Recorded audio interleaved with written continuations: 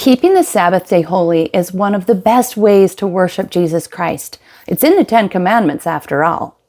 Now, as a member of the Church of Jesus Christ of Latter-day Saints, I keep the Sabbath day holy. And in today's video, I want to talk about what I do on the Sabbath day and how it actually helps me. So let's get started with that. I remember when I was 9 or 8 years old, somewhere in there, I was interviewed by some newspaper reporter for some little local story. Me and a few other kids from school were interviewed, and we were asked what our favorite day of the week was.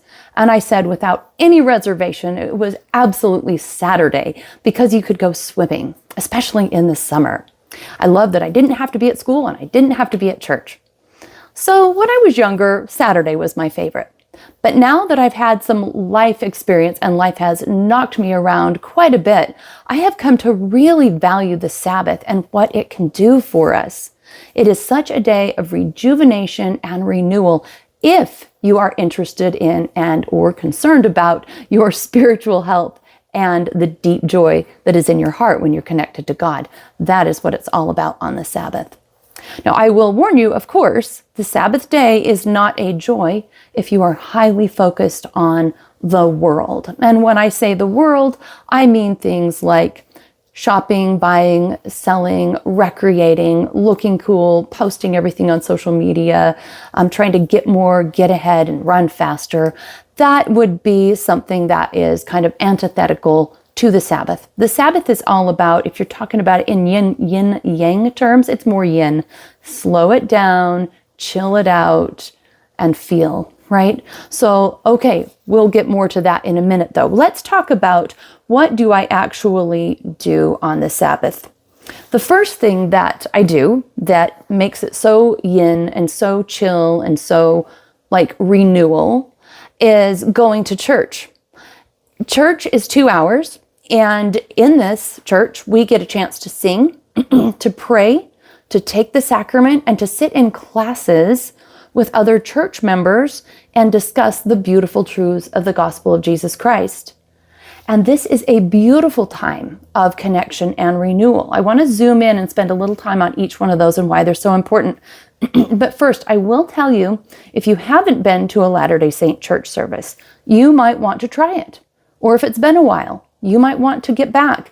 I do have a PDF that I have created that's just a kind of a quick little comforting list of things to help you if you haven't been to a church service, to help you know what to expect and what to do, how to be prepared. A first-time attender's guide. So it'll be in the description if you'd like to get to grab that to help you so that you can check out a Latter-day Saint church. But all right, back to why I love going to church on Sundays. The sacrament is a time to really reflect on the Savior.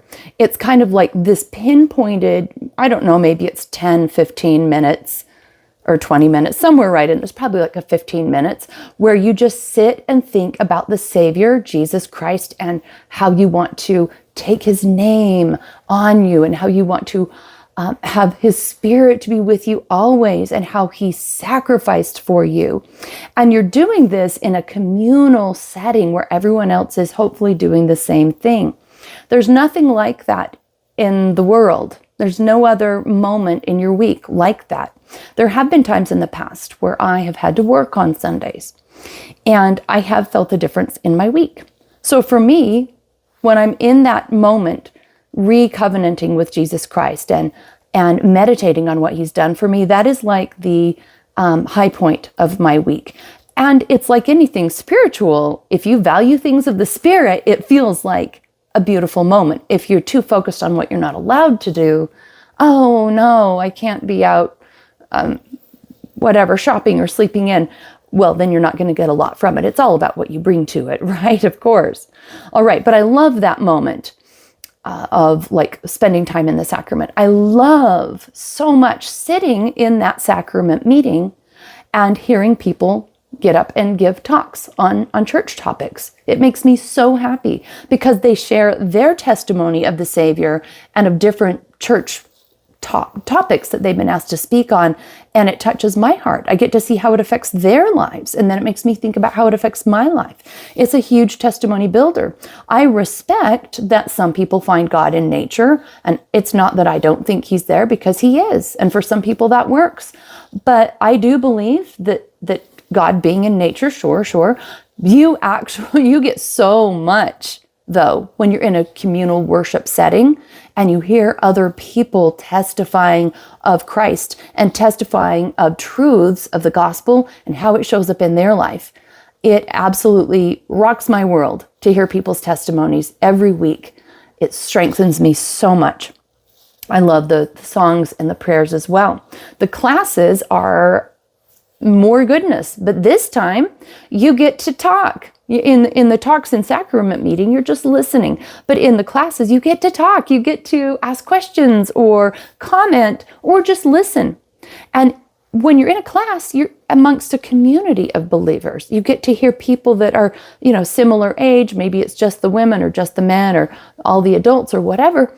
And they get to talk about how the gospel is affecting them in their life. So you're getting to see kind of a boots on the ground. How are people actually living this? That's one of my favorite things. And yes, class quality varies. Some days are better than others. That's just life. But in general, I walk away feeling so inspired and connected to my friends and neighbors. Something else I love to do on Sundays is to take a little nap, go on a short walk, and cook something. These are things I can do with what is called in the scriptures simpleness of heart or singleness of mind. I don't remember what the phrase is. I think it's singleness of mind. And that is that you're doing it with a sense of simplicity and worship. If I walk and I don't have to over focus on pondering about God and Christ, but I try to open my heart to what would God like to tell me. When I'm cooking, I try to not get all flustered like a nervous Nelly and go down all these rabbit holes on the internet trying to figure out everything perfect, but I try to cook simply, cook in a way as if I'm cooking to God, to honor him. And that means with a simpleness of heart, a gentleness of spirit, and just with the idea of eating something to fuel my body. I try to do that in a worshipful way. I might call and check on family members and have a little conversation with them. That is a beautiful and brilliant thing. In a day where we can lose connection with people so easily, the Sabbath beckons us to connect with loved ones. So that is a time that just reminds me, oh wait, have I called this person? Have I checked on that person? I don't call people every week, but it's a moment that I might, though. I also might visit with a neighbor. We might bring someone a loaf of bread or some other little thing. I might just go on a walk and we have time to say hello to a neighbor. We're not rushing to the next thing. So if you see a neighbor in the street, you can say, hey, how have you been this week? And just spend a little more time. We often have a family dinner where we will sit down with other family members. And this is a time, again, where we're not rushing away. No one has their phones out. They're not rushing late or having to leave early. We can sit and talk.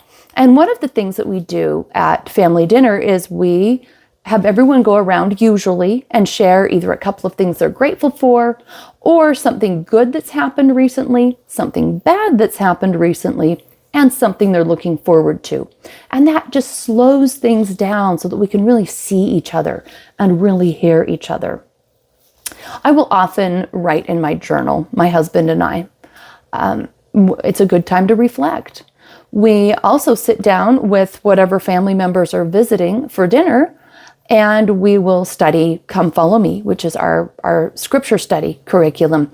And we will just spend a few minutes reading the scriptures individually, and then we will each share some things that we learned. And we don't do this every single day. It's just Sunday. The days are so busy. We're always rushing. But on Sunday, we have time to really let the dust settle. I hope you catch the vision for why I love Sunday so much.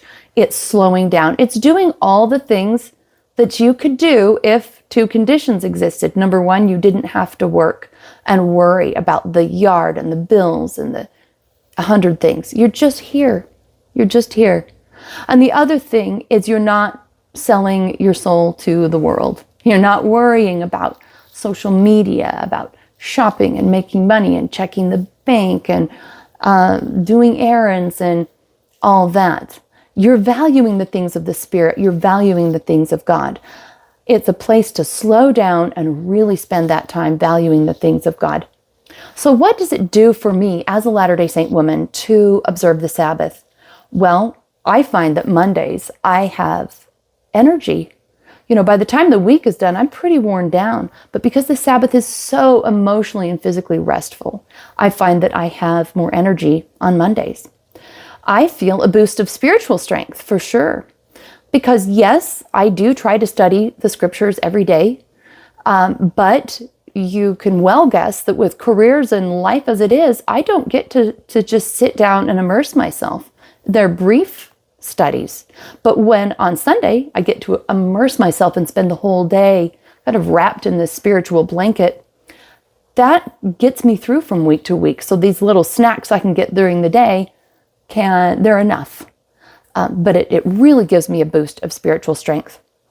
It reminds me of a lot of gospel truths, just having these conversations with neighbors and friends at church, hearing their testimonies and spending that extra time rekindles my testimony and gives me a chance to also reflect on my own character, what my goals are for my own spiritual development, and how am I doing with keeping my covenants with Jesus Christ.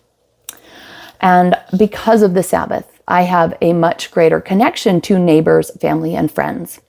A couple of days ago, it was Sunday, we went on a little walk. We got to meet a new neighbor that moved in and sat and talked with their family, probably for 20 minutes. During the week, would we have had time for that?